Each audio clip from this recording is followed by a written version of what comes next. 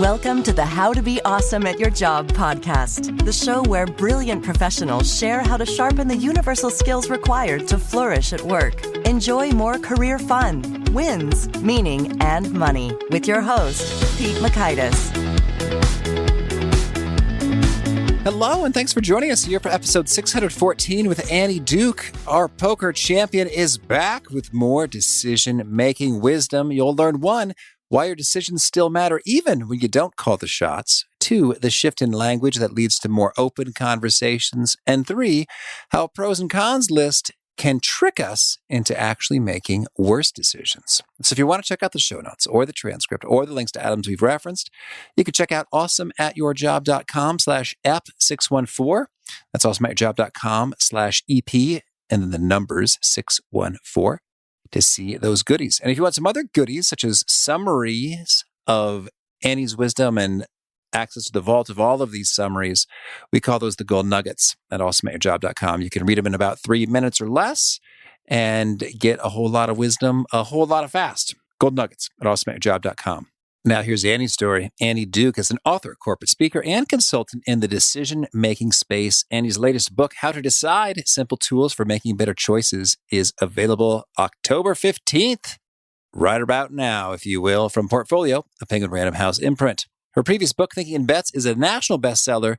As a former professional poker player, Annie won more than $4 million in tournament poker before retiring from the game in 2012. And prior to becoming a professional player, Annie was awarded a National Science Foundation Fellowship to study cognitive psychology at the University of Pennsylvania. Annie is the co-founder of the Alliance for Decision Education, a nonprofit whose mission is to improve lives by empowering students through decision skills education. She's also a member of the National Board of After School All-Stars and the Board of Directors of the Franklin Institute. In 2020, she joined the board of the Renew Democracy Initiative. Big thanks to Annie for sharing her wisdom with us. And big thanks to our sponsors. Check them out. One sponsor to check out is Harvard Business Review. This brilliant magazine, published at hbr.org, is the leading destination for smart management thinking. Fun fact, HBR has been mentioned in 108 episodes of the show. That's because HBR has great stuff that comes up often. They've got explainer videos, podcasts, real-world case studies, and much more. I think of HBR each night that I put on my special orange glasses. Their article, Will Blue Light Glasses Improve Your Sleep?, revealed that those who wore them reported better sleep and a 7% improvement in work performance as compared to those who wore the sham glasses. So I cite HBR anytime anyone tells me that I look silly wearing them. Now, much of HBR's content is available for free when you sign up at their site. Subscriptions that get you unlimited content cost $10 a month. If you visit hbr.org/subscriptions and enter the promo code AWESOME, you can save 10% off of that subscription. Again, to save 10% off of your HBR subscription, go to www.hbr.org/subscriptions and enter the promo code AWESOME. And big thanks to our sponsor, Acorns. Acorns makes it easy to start automatically saving and investing for your future. You don't need a lot of money or expertise to invest with Acorns. In fact, you can get started with just your spare change. Acorns recommends an expert-built portfolio that fits you and your money goals, then automatically invests your money for you. NerdWallet.com, whom I love on these sorts of matters, gives Acorns a whopping 4.7 stars and says, quote, if you want to make the most of your spare change, there's no better place to do that than Acorns. Head to acorns.com/awesome or download the Acorns app to start saving and investing for your future today. And we got a legal disclaimer here. It may not be representative of all clients. Tier 1 compensation provided. Compensation provides an incentive to positively promote Acorns. View important disclosures at acorns.com/awesome. Investing involves risk, including the loss of principal. Please consider your objectives, risk tolerance, and Acorns' fees before investing. Acorns Advisors LLC, Acorns, is an SEC-registered investment advisor. Brokerage services are provided to clients of Acorns by Acorns Securities LLC, member FINRA/SIPC. For more information, visit acorns.com. Now, here's Annie. Annie, welcome back to the How to Be Awesome at Your Job podcast. I'm excited to be back. It's been a while. It has. Well, yeah, we were just looking at that. It's been over 2 years. And wow, time is flying. Because I still remember many of the things you said kind of closely. Like, want to make a bet? Nice. And so it seemed closer. So yeah, I'm excited to dig into some wisdom you've formulated in your latest book, How to Decide. But first, I think we need to hear, we know about you being a poker champion, but I just recently learned that you're also a rock, paper, scissors champion. And I want to hear the whole story. Oh my gosh. There's like literally so little story to this. It sounds much more amazing and glamorous than it actually is. at the World Series of Poker one year, some friends of mine, like they organized a rock, paper, scissors world championship, it was designed like March Madness. And I quickly went over and asked my friend for some rock, paper, scissors advice, which he gave me. And I ended up winning. Well, that's good advice. So what's the trick? Well, first of all, a lot of luck. Well, the trick that he told me, and listen, I'm not certifying this advice, it happened to have worked for me, is that you should be thinking about how you can tie with the person. So it's a little bit, like it's like anything else that you're playing that's like that. You want to try to get into the other person's head and think about what they might be throwing. So if they're throwing scissors, you should be trying to throw scissors back. Mm-hmm. Okay. And so... And I think the reason for that, if they were thinking about you being able to predict them, which is where people's heads go. So if I'm thinking about throwing scissors, I'm worried about you throwing rock. So if I change my mind, I'm going to go to paper. But scissors beats paper. Mm-hmm. So I think that's what it is. It's like you're sort of going those levels deep, that the person is thinking I'm throwing scissors, but what if they know? Yeah. And if they know, then I want to figure out something that's going to beat that. And so when you're shifting off of your original intention, you'll lose to the tie. Oh, man, there's so many layers here. I've looked a little bit in the world of championship rock, paper, scissors play. And I understand some people will just pre-memorize a script. Like, I'm going to go rock, then scissors, then, and they just roll with it regardless of what you're doing. Yeah, so I've used that strategy before. So basically what you're saying there is, I don't want to be predictable. So you would do this if you thought that your opponent was actually quite good. In other words, so you felt like you couldn't predict your opponent, then you would want to go to essentially a random number generator. Mm-hmm. So that's basically what they're doing. They just write down a script in advance and they're just saying, if I'm not reacting to what they're doing or reacting whatever, then you can't predict me. So the way that I did that, there was one, I don't know if it was in that tournament, it might have been another one. I took out a dollar bill. So there's multiple rock, paper, scissors tournaments under your belt. 2. So what I did was I came against somebody who I thought was actually quite good at rock, paper, scissors. And so I took out a bill. I just had like a stack of bills, like dollar bills. And basically that would give me what a serial number is like 10 numbers or something. That would give me 10 throws. Mm-hmm. So I had like, if it was 0, 1, or 2, I would throw rock. If it was 3, 4, 5, I would throw scissors. And if it was 6, 7, 8, I would throw paper. And then I ignored 9 and moved on. Right. So it was like that kind of thing. So that ends up accomplishing the exact same thing. Yeah. And so you're a champion in the one, and how'd the other one go? I think I got to like the semifinals, maybe. Well, so that's what I find so intriguing is it suggests that if it's repeatable that you're doing well, then it seems like there's more than pure chance at work here. I think it's probably just, I've played a lot of poker, so I sort of crawl into people's heads a lot. And so I think that I'm probably maybe better than the average Joe of figuring out what your patterns are, what you're likely to be doing. And if you can do that, obviously you can defend against it.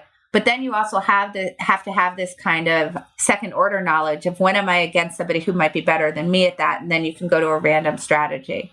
And I think what happened was, did I lose? I either lost in the semifinals or the finals, but it was starting in the semifinals or the round before that I used the random strategy. And I know I won 1 or 2 rounds with the random strategy where I felt like I'd come across somebody who was really good. By the way, it really frustrates your opponent because they want to be able to apply their skill. And so if they're really good and then you take out a dollar bill, they realize that you've completely unarmed them. Yeah, well, that's intriguing. And, I read that they made a robot that can win rock, paper, scissors every time, but it's cheating. It catches what you're going to do like a split second. Oh, and then, that's not really winning now, is it? It could cheat at rock, paper, scissors perfectly. Great. Yeah, a cheating robot. You know what we really need to add to this dystopia right now? Cheating robots. Cheating robots. We could just add cheating robots into the mix. Oh, more headlines to trigger anxiety. Okay, cool. Well, Well, that was fun. Let's talk about decision making when there's more than pure. We did. Yeah, how to win rock, paper, scissors. Yeah. Under different circumstances. Well, so I loved working out about decision making tools, and I'd love it if there's some listeners who are not yet as enthused as you and I. Can you make the case for the benefits professionals can enjoy with enhanced decision making skills, and maybe specifically or particularly for those who think that, you know what, I don't have a whole lot of decision-making authority in my role. I kind of got to do what I'm told. What are the benefits to be had by being excellent at decision-making?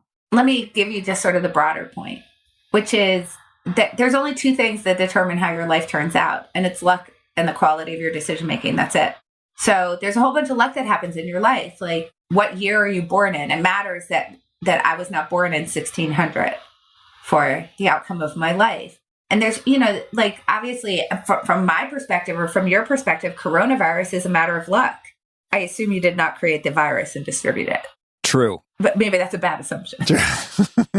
Right. Certainly. And I guess there's decisions you make associated with, how much you're going to go out, what measures you're taking. Right. Yeah. Exactly. So that's a good example of the two things that matter. There's a whole bunch of luck that has to do with coronavirus, like the wrong bat met the wrong human, to steal that line from Contagion. Mm-hmm. And then there are decisions that you can make given that luck has occurred.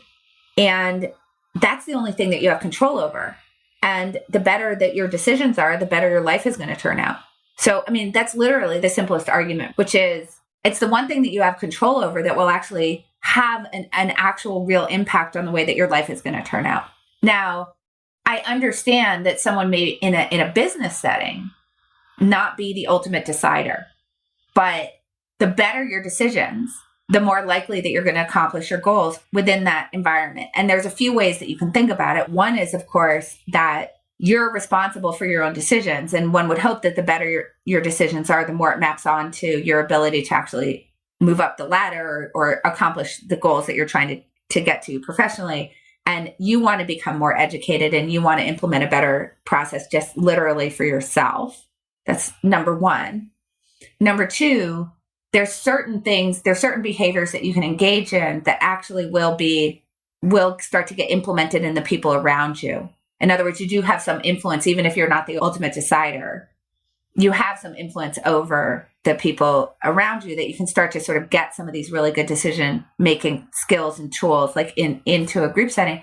And the last thing is honestly, like, let's say that I'm in a crappy situation with a bad boss and they don't really listen to anybody and I don't like the situation I'm in. That's actually in some ways a more important time to be a good decision maker because you need to be able to navigate those situations well. You need to decide when you want to stay, when you want to go. Do I want to quit? Do I not want to quit? What can I do about this to make my situation better and actually to be able to thrive in an environment that's an unhappy environment? Because in a variety of ways, we can all end up in environments that are really unhappy, where there are external forces that are making it very hard for us to thrive. And while that is true, and we want to be able to work to be able to change the situation that we're in as much as we can, sometimes we have very little control over that. So you want to sort of grab on to like, what are the things that I do actually have control over and improve those, because those little changes will compound over time. Well, that's exciting. And so then that's about as important as it could get in terms of what we can control that will impact everything in life and career and happiness. Decision-making enhances. So could you maybe inspire us? Could you share a story of someone who's, they thought their decision-making was, fine, but then they adopted some of your tools and approaches and they saw some awesome results with their enhanced decision-making. If I were to think about this from prior to getting into a business setting from a poker setting, the fact is that in order for me to improve my poker playing, what I have to do is be able to think about what kind of were my predictions of the world, and then try to figure out how did the actual outcomes that I got map onto my predictions of the world. What were the other ways that I might have thought about the hand? And then I need to be able to talk to people in a way that's going to expose to me the ways in which they may have differences of opinion with me. Because the differences of opinion are where things get really interesting, right? Like if you and I believe the earth is round, that's pretty interesting. Like, okay, the earth is round. I also agree. Yeah. conversation over. But if I find out that you think it's flat and I think it's round, that's like a humongous opportunity. And your listeners may be saying like, well, how is that an opportunity for the person who believes that the earth is round, which is a very common response for that. Isn't that only an opportunity for the person who thinks the earth is flat? And a couple of answers to that. Number one is things usually aren't as clear as we know that the earth is round, not flat. We're usually talking about things that are much more subjective, like which candidate to hire. Mm-hmm. And you believe we should hire candidate B, and I think I should hire candidate A. And we don't know what the truth is, right? Not in the same way of round and flat. And so we need to have that discussion in order to get to the discovery that the earth is round. That's the first piece. But the second piece is that even when we hold opinions that are generally maybe are even true, it's actually helpful for me to actually have to defend those against somebody who believes that the earth is flat, because I don't know about you, but my arguments for why the earth is round would be super weak. Mm-hmm. Like things like scientists say so, and I saw the pictures. Yeah, I saw which are not particularly good arguments. So by having to actually be able to explain it to you, I'm actually going to know my own position better. So what I was trying to do as a poker player was actually find out where there are areas of disagreement. So when I actually work with teams, most of what I'm trying to do is that. And that's how we're improving decisions, because what we're doing is we have processes that are in place, which we can talk about, which allow for you to surface the dispersion of opinion, mm-hmm. as opposed to linger over the agreement. Now, I'm sure you've been in lots of meetings where basically what happens is somebody says something and then everybody goes around the room and says, I just want to double click on what Pete said, because I have my own reasons for believing the thing that he said. And I also would like to reiterate the same reasons that he said those things. And you sort of go around the room, and then I guess everybody feels pretty good about themselves. But what you've really done is said, I think the earth is round. I think the earth is round. I think the earth is round. I think the earth is round, which is not particularly good for informing a group. It's not good for informing a decision. It's not going to actually improve decision-making at all. So what I'm trying to do with groups is get them to surface the areas where they disagree, where there's actual dispersion of opinion, and then spend most of their time on that, really mm-hmm. exploring that. By the way, not with the goal that they end up agreeing. Because when you're talking about subjective things like candidate A or candidate B, you actually shouldn't expect agreement. And if you do get to agreement, probably somebody's actually not agreeing. They're giving in, which is a really mm-hmm. different thing. But we want those different viewpoints to collide. And then that really improves the decision-making. Now, it turns out that when you really do a good job of surfacing the dispersion in the first place, you also create this amazing record of why you think what you do, why you want the decision that you want, what you think is going to be mm-hmm. true of the world in the future. And this then has a huge impact on your decision making, because after the world starts to unfold, as it does, like after the future starts to happen and become the present, you like have an evidentiary record that you can go back and look at. And this now allows us to actually create really nice closed feedback loops where we actually know what we're supposed to be looking for in order to become better calibrated in our decisions. So what I can tell you is that the groups that I work with, when we actually get these kinds of processes implemented, the quality of the conversation shoots through the roof. Meetings are shorter, but more informative, mm-hmm. which I think everybody would really like.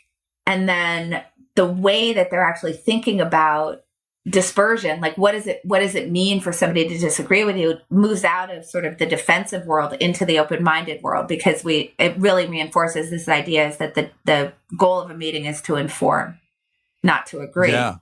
And then it actually helps them to much more quickly to recalibrate if their calibration is off, because you can close these feedback loops really quickly and actually more accurately. Well, and I love that point you brought up about defensiveness there. And even the phrase dispersion of opinion, feels emotionally a lot more comfortable than disagreement or conflict. Well, that's why I'm using that term, actually. Masterful. Good work. Yeah. So it's in my book, and I really recommend that people start to use this term, dispersion or divergence. Both of those words I think mm-hmm. are really good. Where do we diverge and where do we converge?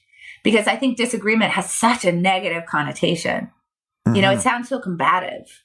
And when I feel like you disagree with me, it gets translated for us sort of just cognitively into like you're attacking my identity. as opposed to just like, oh, we have a disagreement about this thing. It feels like an attack on my identity. And generally what happens is that when I view it through the lens of disagreement, I'm going to tend to shift into convince mode as opposed to convey mode. In other words, I'm going to want to bring you over to my side of the argument in order to certify my beliefs and certify my identity.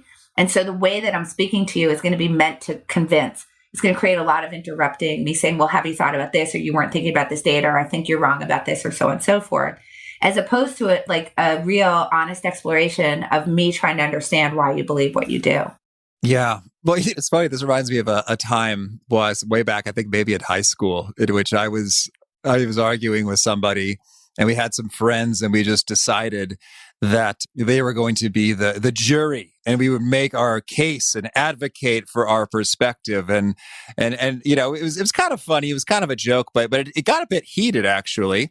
And then when the jury left, it was just the two of us, and we just sort of chatted out with a completely different intention of, well, let's sort of really see what kind of went on there and what we should do about it. And it was just sort of like night and day in terms of, are we trying to convince to win the argument as opposed to kind of collaboratively, jointly discover what's as accurate as possible. Right. Yeah, exactly. And I think that the other thing that we need to realize when we're dealing with things that are in the subjective world, so we're not talking about 2 + 2 = 4, the earth is round. For most of the decisions we're making in our lives and in a business setting, by the way, we're talking about things where we're trying to discover what is objectively true, but what is objectively true is not known. So we're having to go through the discovery process in order to get there. And so the idea that you somehow know the truth and you need to convince other people of your side is really, really unproductive. And it's going to create that kind of thing that actually makes more sense that you, like the two of you, convey why you believe what you do, and then you can walk away not agreeing. And that's okay because you don't need to. Like, I mean, if you think about, for example, like if you and I are in a hiring committee and I really care about whether I think the person is going to be a generous team member, right? Like cooperative, generous, someone who doesn't take credit for themselves, but likes to share credit and things like that. And all you care about is what their sales production is, right? Literally, you're just a numbers person, right? That's okay. I don't need to convince you of what my values are, and you don't need to convince me of what your values are, because by allowing those two perspectives to just sort of live and breathe, and for me to express why I believe what I do and why I think that's important, and you can express what you believe and why you think that's important, we're probably going to hire a better candidate, because what's going to happen is that's now going to get expressed in like our hiring rubric and who we actually end up bringing in. Yeah, I like that a lot. Well, so we've already covered some great tools and perspectives associated with in-group settings, how we can view it as a dispersion of opinion or divergence as opposed to a disagreement, and how we're not trying to convince but to convey. And we're all enriched as a result of having engaged in that. I'd love to zoom in to sort of if it's an individual, and it's sort of, I've got, one person making decisions for himself or herself and doing the research. And there's not so much a collaborative exercise going on. What are some of the best tools in this context to make better individual decisions? Well, first of all, not a pros and cons list. Okay. Which I think most people might find kind of surprising, because I know that. So the thing about a really good decision tool, like if we were to think about what's a great tool, decision tool or otherwise, like if we think about a screwdriver, right? It should be accomplishing the purpose that it's meant to accomplish. So like I want to get a screw to actually go in the wall in a way that's going to be safe and actually accomplish the job. Ergonomic, convenient. Yes.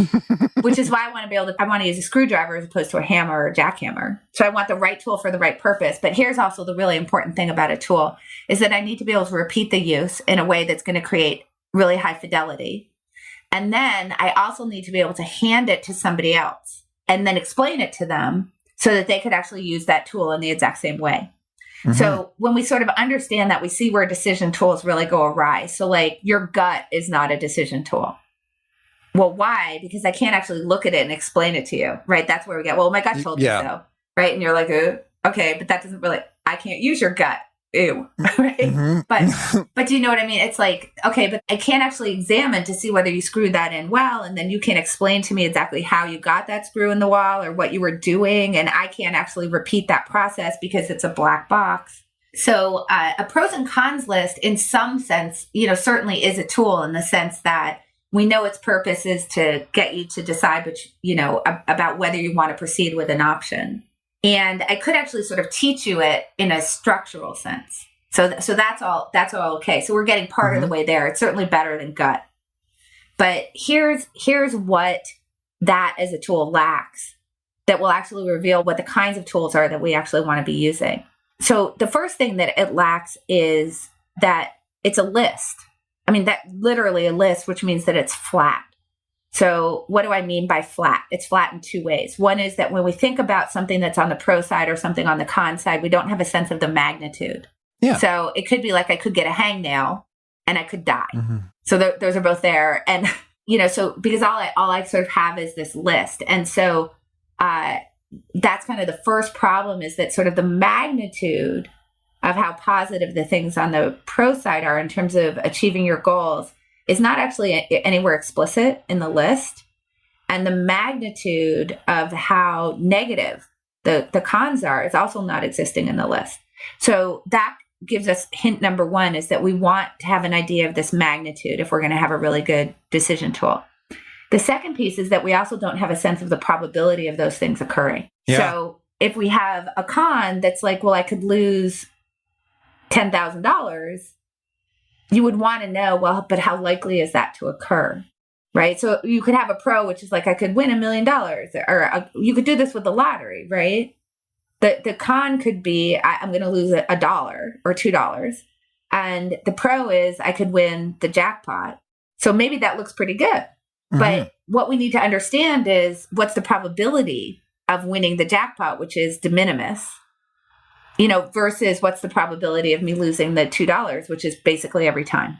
So, and if we don't have that information, it's also incredibly hard to compare. So when we see that, what happens is it becomes very hard to understand whether an option is good or not. And then we get into the problem of how on earth would you compare options? Like if I had one option that had 10 cons and 2 pros, would that be worse than an option that had 5 cons and 4 pros? Well, I don't know, because I don't know what the magnitude of those pros are or cons, and I don't know what the probability of those things occurring is. So it's hard for me to compare. And then we have this added issue, which is that it's basically literally a tool for expressing your cognitive bias, because you can imagine that you can take something that could sort of be one pro or one con, and you could divide it up into its little bits in order to create 10 ways to express that. So the con could be like, well, I might end up like really unhappy. So that would be one, but it could also be like, I could be anxious. I could be stressed. I could be disappointed. Exactly. Right. And now all of a sudden it's 10 things, right? So what ends up happening is that as we're sort of exploring those pros and cons, generally, as we're entering into a decision, we already sort of somewhere in our head kind of know what our opinion is and know what we would like to be true. And then we do the pro and con list, and all it's doing is kind of like expressing whatever that opinion already is, but it's certifying it as objective when it's not actually objective. And that's actually a super bad combination. And you can see how this is a problem, like particularly if we're trying to compare options, because we're going to do it just by list. And so the option we don't want to do, we can just create a lot of cons for. The option that we do want to do, we want to create a lot of pros for.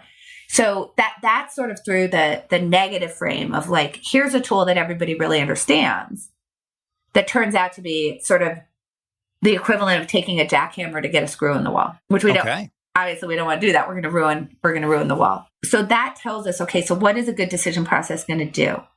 Well, it's going to solve this problem of sort of dimensionality. So for any option we're considering, we want to think about what the likely outcomes of that option are. But then we want to think about how much is that option going to advance us toward our goal or away. So that gets that idea of the payoff, right? What's the magnitude of how good or bad we consider that option is for us. But then we want to take a stab at what the likelihood of those things occurring is. And what that allows us to do is understand, for example, like in the startup world, you may have a really high likelihood of failure, but the payoff is so large that if that payoff is likely enough, you would still do it, despite the fact that mostly it's going to be bad outcomes. But that's okay because we've added this likelihood piece in, and we've added sort of like, what does the payoff look? And we can start to bring that into our decision making. And then you can see that that now gives us a real way to compare our two options, because now we have a pretty clear sense of what's the upside potential and the downside potential. And does the upside outweigh the downside given whatever I'm willing to risk, right? And then I can now compare those two things. So like a simple example would be, like, let's say that I have two candidates that I'm thinking about hiring, A and B, and I really, really care about retention, right? My recruitment costs are like out of control, and I've got all this employee turnover. So this is something that I happen to be focusing on. And so what I can do is I can say, I want to think about kind of these three buckets that the person that I'm hiring is going to be with the company between 0 to 6 months, 6 months to 18 months, beyond 18 months. Let's say that we set those three things up. And then basically what I can do is just have anybody on the hiring committee for any candidate we see, just say, what do you think the probability of those three buckets is? Because that's what I really care about, right? And now I actually have an apples to apples comparison. So I've thought about, what are my values? What are the payoffs that I'm trying to get? I want this person to stay here a long time. And I'm looking for the person who is going to stay here the longest, right? That's what I care about. And now I have a way to actually compare options. Okay, so we've covered some of the shortcomings of the pro-con list. We got to capture very clearly the magnitude of things and the probability of those things occurring. And so then I'm imagining kind of just like a spreadsheet at this point, in terms of, I've got a few things, I've got some magnitude, I've got some probabilities. And I guess it gets a little tricky if it's not just money, in terms of like, how do I put a number on my stress? How do you do that? Well, so, I think that it's really interesting when we get into things that we feel are more subjective. We think that we actually don't know anything.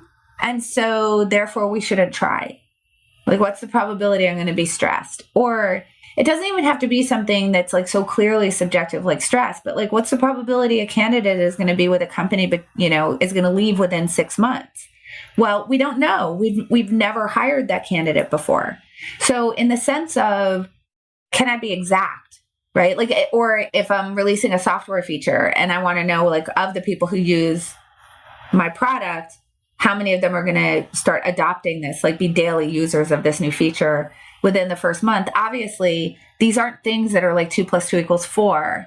And they're not things like, if I flip a coin, it's going to land heads 50% of the time, where like I know for sure what the answer is, because we have enough information. What people end up doing in that case is very often just saying, well, I'm not going to try because I can't come up with quote unquote the right answer.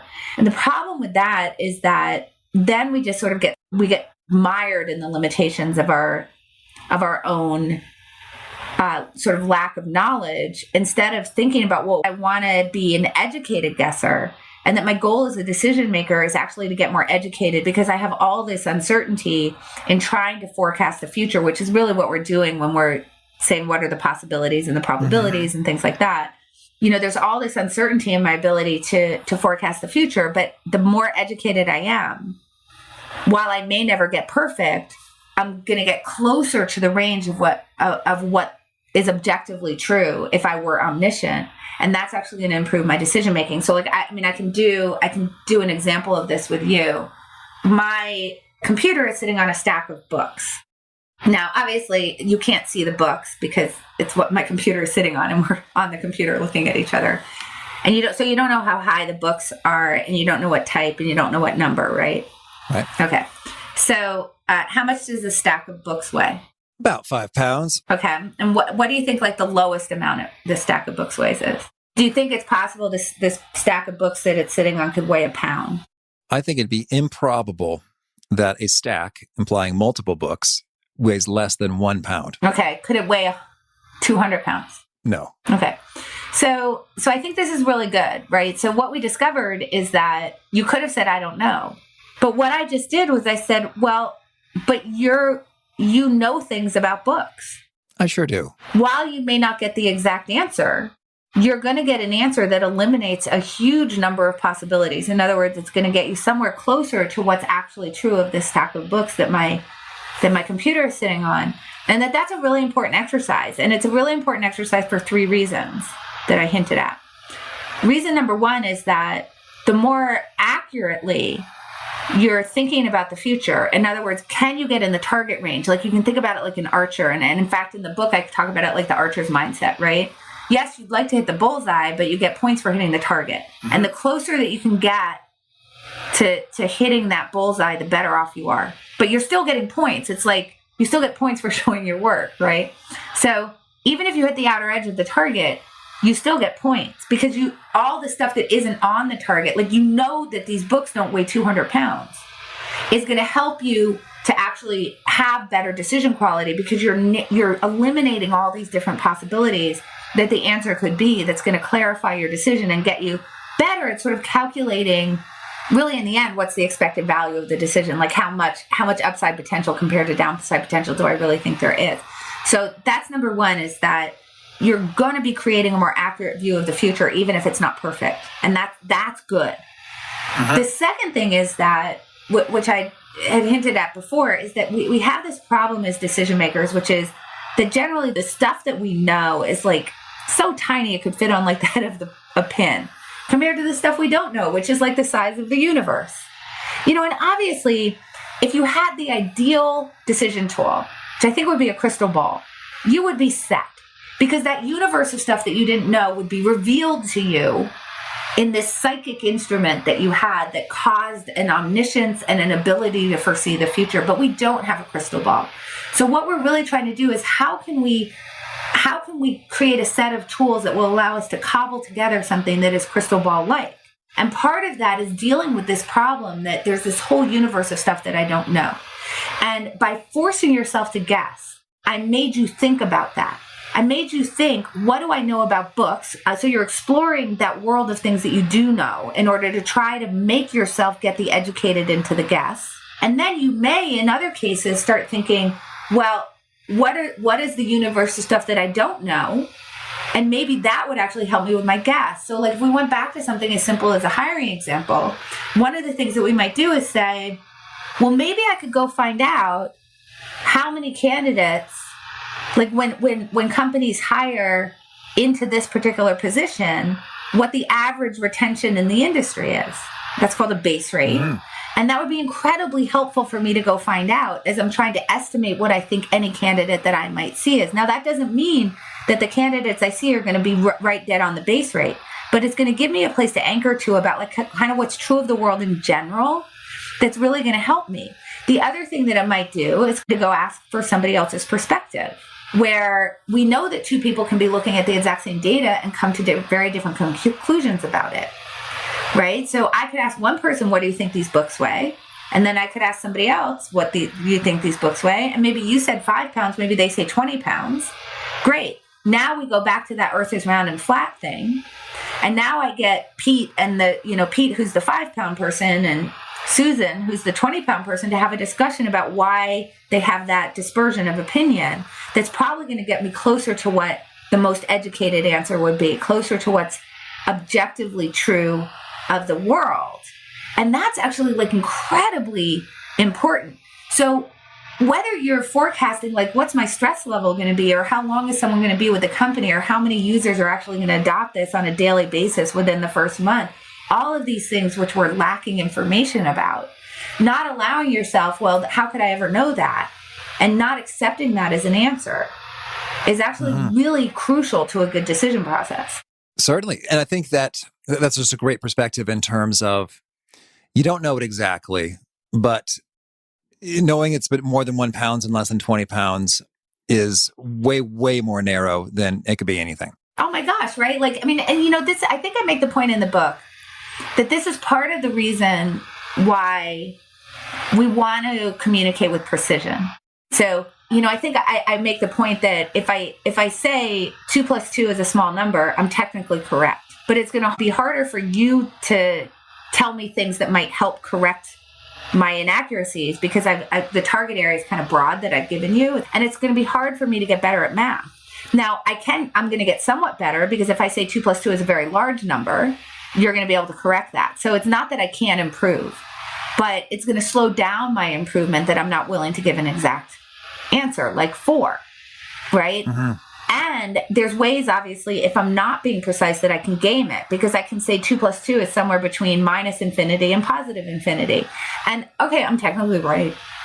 Yeah. But what is the value of the information there in terms of actually improving my decision making? Because if you think about it, this is the reason why a crystal ball would be such an amazing decision tool, is because all decision making is forecasting of the future. When I make a choice, when I pick an option, what I'm saying is that I think that given whatever goals I have and what my values are and my resources are, that this option is going to be the most likely to create the type of future that I would like to unfold. And so I am being like a soothsayer in that sense. I'm making a prediction about the future. And what we're trying to do is make those predictions higher quality.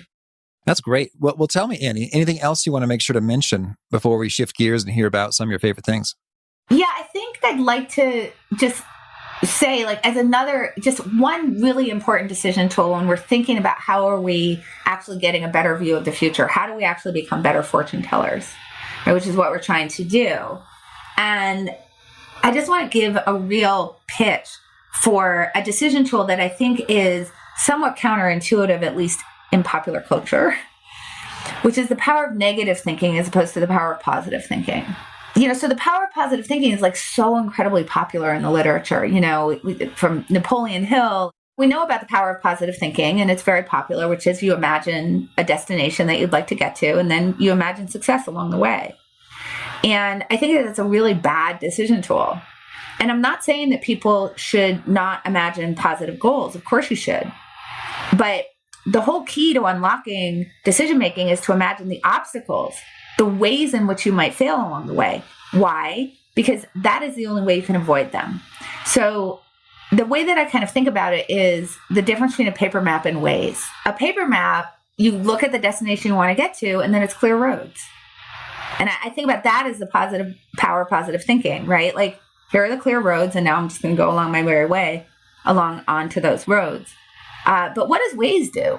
Waze says, here's the destination you want to get to. And by the way, there's a road closure over here, and there's like an accident on this one, and there's heavy traffic over here. And so I'm going to reroute you so that you can actually successfully get to your destination. And I think the problem with the positive thinking literature is that it sometimes is explicitly stated when you get into some sort of kookier versions of it, like The Secret. But it's certainly implied in all of it that if you imagine failure, that will actually create failure.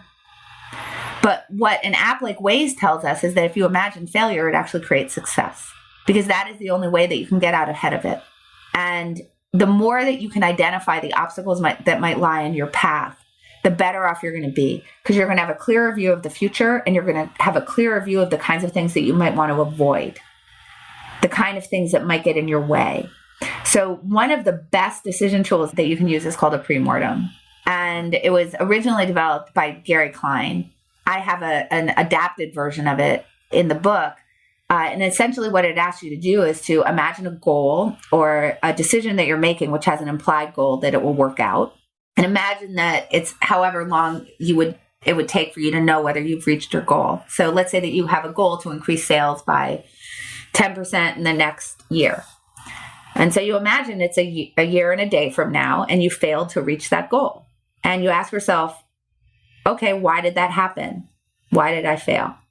And you divide it into 2 categories: matters of your own decision making. What are the decisions that I made that may have led to this failure? And then matters of luck.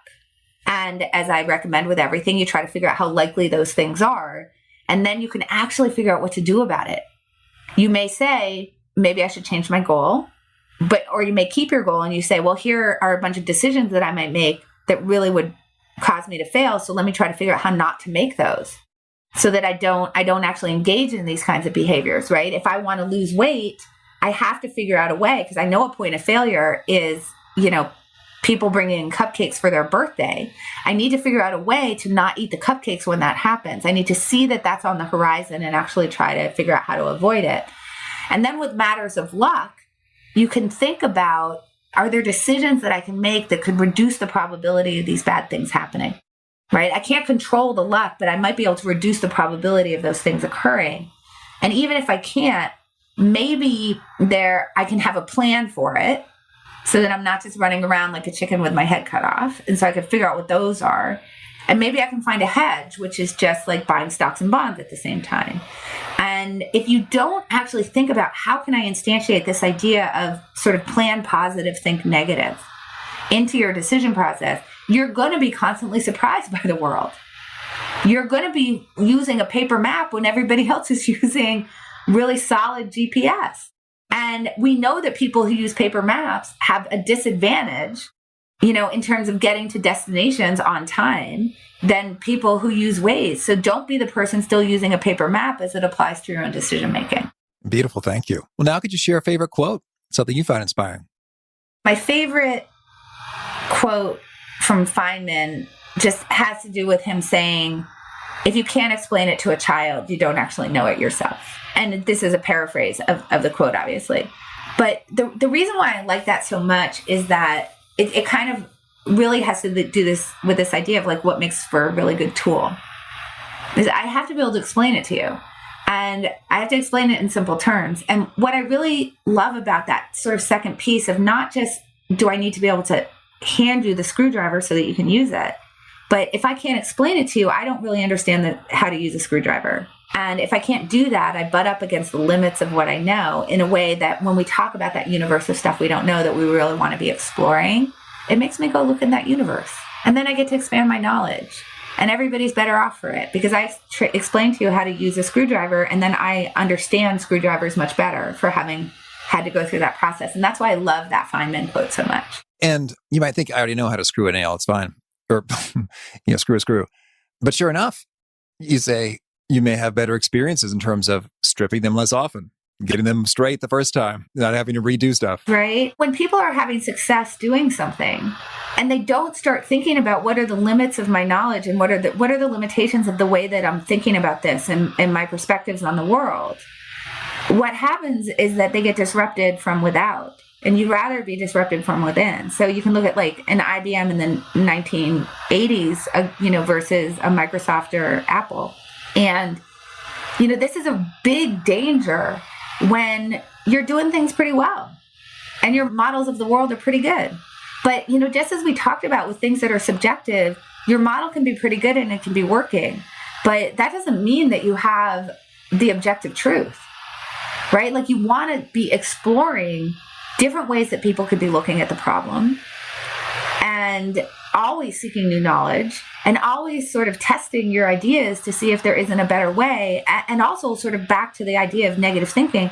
And that causes you to have to sort of explore the limits of your own knowledge and your own ideas in a way that's actually going to help you to improve them and disrupt your own ideas instead of allowing someone else to come in and disrupt you, which is something that we're all trying to avoid. And how about a favorite book? I'm just going to answer it by recent, right? So I'm going to give you 2 favorite books right now and then 2 that you should be looking out for on the horizon. My 2 favorite books right now are Maria Konnikova, which is The Biggest Bluff, which is amazing. It's like a marriage of memoir and exploration of the influence of luck in your life. So Maria decided she wanted to explore luck because she had some just sort of stuff happen to her.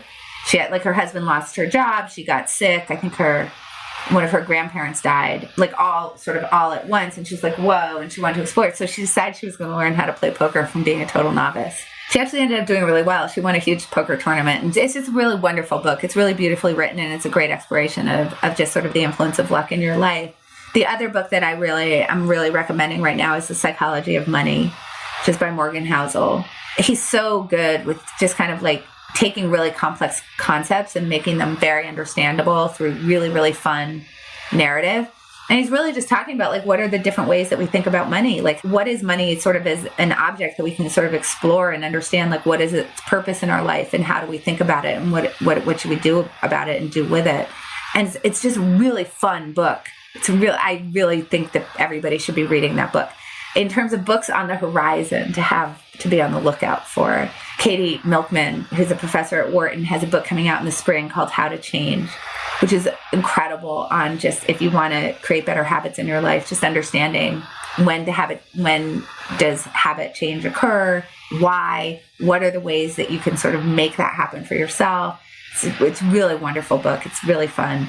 And then Noise is going to be coming out soon from Kahneman, Cass Sunstein, and Olivier Sibony.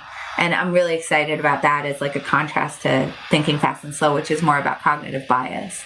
And this is just more about sort of noisiness in the system. And it's a really good book. So those are two for the horizon. And even narrowing it down, I gave you 4. So That was great. Thank you. And do you have a final challenge or call to action for folks looking to be awesome at their jobs? I would like people to practice when soliciting opinions or feedback from somebody else to try to not offer their own opinion first and see what happens. So there's this really big problem, like when we were talking in the meeting sense about, we all think that the goal of a meeting is to agree. That's true one-on-one as well. It feels really good to agree with people that you're talking to. That's why we end up in echo chambers. So your opinions are contagious. So if I want to know what you think about like Perry Mason, which is on HBO, if I really want to know what you think, I should just say, what do you think about Perry Mason? But what we do is we say, oh, I watched Perry Mason. I thought it was really cool and interesting. And I think it was really fun to see his journey from detective to lawyer. And I like that he was a flawed character as opposed to the Raymond Burr version. What do you think? And, that's obviously something simple about a TV show that probably isn't very impactful. But think about that in terms of when you're really trying to get somebody's help. Is I'm not actually going to get your true perspective. And when we talk about surfacing the dispersion of opinion, how am I supposed to surface the dispersion of opinion if I offer you mine first? So I really challenge people to start trying to implement that into their own life. And I think they'll find that it really changes the communication and how much you sort of get to what people really believe that can really spur these interesting conversations. Excellent. Thank you. Well, Annie, I wish you lots of luck with your book, How to Decide, and all your decision adventures. Well, thank you very much. I'm so happy that we got to talk again. I really love Annie's phrase, dispersion of opinion. It feels so, scientific, factual, non-intimidating, not scary, not spooky in the least. Like, hey, we're looking for a dispersion of opinion. Not looking for a disagreement, not looking for a fight, not looking for a showdown. We're collecting a dispersion of opinion. And in order to optimally select the best option. So I think that's a really great phrase. I'm going to be tucking that away and using it. Hope you dug that and more.